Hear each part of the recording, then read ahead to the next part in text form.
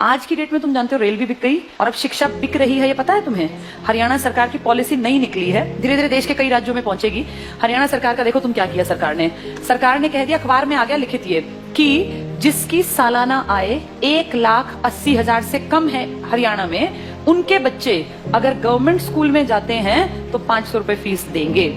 Free में नहीं, 500 रुपए फीस देनी पड़ेगी। और अगर उनके बच्चे प्राइवेट स्कूल में जाते हैं तो सरकार उनको 1100 रुपए देगी। ये तो उनको मिलेंगे अगर उनके बच्चे जाएंगे तो, और ये उनको देने हैं। अब बताओ आदमी क्या करेगा? देने वाला काम करेगा, मिलने वाला काम करेगा? भाई आदमी का बच्चा अगर गवर्नमेंट में जाता है तो पैसे देगा और प्राइवेट में जाएगा तो सरकार देगी। बताओ आदमी क्या करेगा? प्राइवेट भेजेगा। अपने घर से 500 क्यों लगाएगा? एक तो सरकारी, एक तो प्राइवेट। तो आम जो ये गरीब आदमी अपने बच्चे को कहाँ भेजेगा? ये देखो कितनी अच्छी चाल है, अगर तुम्हें समझ में आया तो। ये चल रही है सरकार। 1100 रुपए सरकार कहती है हम भर देंगे आपके बच्चे के, आपको चिंता नहीं करनी। अगर आपने सरकारी में पढ़ाया तो कितने रुपए लेंगे? 500। तो आदमी सोचेगा 2 बच्चे हैं, क्यों 1000 रुपए फूकूं, इससे बढ़िया प्राइवेट भेजूं, सरकार देगी मेरे बच्चे के पैसे, देगी भी सरकार। 1-2 साल बाद क्या होगा? सारे सरकारी स्कूल धीरे धीरे क्या हो जाएंगे? खत्म हो जाएंगे, खाली हो जाएंगे, बिल्डिंग खाली, एडमिशन 0। 1 साल 2 साल 5 साल बाद क्या होगा? सारे एडमिशन 0।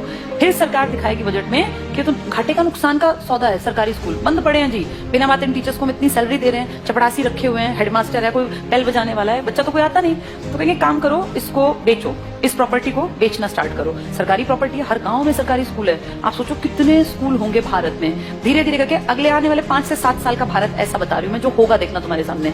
ये सारे स्कूलों का दाम निकलेगा। दाम इन द सेंस, भाई जहां जितनी महंगी प्रॉपर्टी है वहां महंगा। अब कौन खरीदेगा पूरे देश की बेल्ट को? जिसके पास पैसा है। तुम और मैं तो नहीं खरीद सकते देश के स्कूल, तो उस देश के पूरे स्कूलों को खरीदने का किसके पास पैसा है?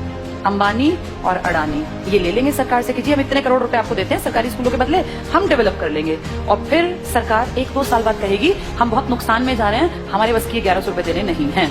अब गरीब आदमी फंस गया, उसका बच्चा उस टाइम तक 7वीं में पहुंच गया, मान लो पहली से स्टार्ट किया था, 5-6 साल दिए पैसे, अब अटका दिया, हम तो नहीं देंगे पैसे, पढ़ाना है पढ़ा लो, नहीं तो अनपढ़ रख लो। अब वो बेचारा गया कि वापस सरकारी में जाके देखो तो सरकारी पे तो ताला है, बोर्ड बदला हुआ है। किसके पास है वो बोर्ड? अब अंबानी। अब अंबानी अडानी प्राइवेट स्कूल है, तो वो जाके फीस पता करेगा तो भैया मैं तो नहीं पढ़ा सकता। वहां से भी गया और वहां की औकात नहीं है, दोनों गए। आने वाले समय में आदमी वो पढ़ा पाएगा जिसके पास बहुत ज्यादा पैसा होगा। देखते देखते तुम्हारी सारी सुविधाएं सरकार से छीन छीन के किसके पास पहुंचाई जा रही हैं? प्राइवेट। बस तुम्हें समझ में लेट आएगा, जब तक समझ में आएगा फिर चीख चिल्ला लेना, फिर थोड़ी ना कुछ होगा। सरकार वापस थोड़ी ना लेती है किसी भी चीज को, दे दी सो दे दी। मैं तुम्हें अपना एग्जाम्पल देती हूँ। जब मैं जॉब में आई थी ना, उस टाइम पर हमारा पहला बैच था जिनकी पेंशन बंद की गई थी। मैं उसकी खुद, जैसे ही मान लो लाइव तुम्हारे सामने एग्जांपल हूं, जिनकी सबसे पहली पेंशन बंद हुई वो हमारा बैच था। हमें समझ नहीं आया कि सरकार ने क्या किया, क्योंकि उस टाइम हमारी उम्र थी 20-21 साल। 20-21 साल के बच्चे को थोड़ी ना पेंशन की कीमत पता है। लेकिन अब जब उम्र बढ़ रही है तो समझ में आ रहा है सरकार ने सब कुछ खत्म कर दिया बुढ़ापे का। तुम्हारे माँ बाप अगर किसी के गवर्नमेंट जॉब में थे और अगर वो रिटायर्ड हैं तो तुम्हें इसकी कीमत पता होगी। पता है इसकी कीमत क्या है? किसी के सामने आखिरी सांस तक हाथ नहीं फैलाना पड़ता। ये है पेंशन की कीमत। आपका बेटा निकम्मा निकले, नालायक निकले, बेटी आपके लिए कुछ ना करे, आपको चिंता ही नहीं।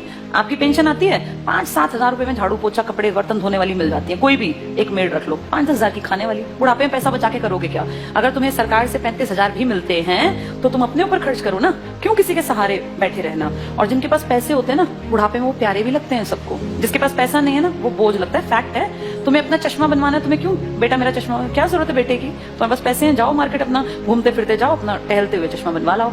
ये कीमत बुढ़ापे में जाके अकल आती है। हमारे बैच ने कुछ नहीं किया, मुझे भी समझ नहीं थी, अकल ही नहीं थी। लेकिन अब जब एज बढ़ रही है ना और हम देख रहे हैं दुनिया को, तब समझ में आ रहा है कि सबसे कीमती चीज इंसान के पास बुढ़ापे में पेंशन होती है। मेरे खुद के फादर पेंशनर हैं, तो हमें दिखता है कि पेंशन की जो वैल्यू है ना वो किसी चीज की नहीं है। इतना रखा पैसा आप यूज नहीं कर पाते। महीने के जब वो 30 हजार आते हैं ना, तो आपको लगता है यार मैं तो जब तक जीऊंगा आखिरी सांस तक ये तो आने ही आने हैं, और ये बढ़नी आप फ्री होकर काम करते हैं। लेकिन ये अकल उनको थी जो पेंशन यूज कर रहे थे या बुढ़े थे। पेंशन रोकी किसकी गई? जवानों की, जिनको अकल नहीं थी। हमें थोड़ी ना अकल थी 20-21 साल में कि पेंशन बंद करने से किसी ने कुछ कहा ही नहीं। सरकार ने सीधे कह दिया अब के बाद आगे जो बच्चे आएंगे नौकरियों में उनको पेंशन नहीं मिलेगी। अगर हमें अकल होती, सारे देश के लोग आवाज उठाते तो ना बंद होती पेंशन। अगर सब भाई किसानों ने क्या किया, इकट्ठे हुए तो क्या कृषि कानून वापस नहीं हुए ना? तो अकल हो तो आदमी उस टाइम पे सही डिसीजन ले ले। पर आज अब तुम कितनी कोशिश कर लो, क्या सरकार पेंशन बहाल कर देगी? नहीं करेगी।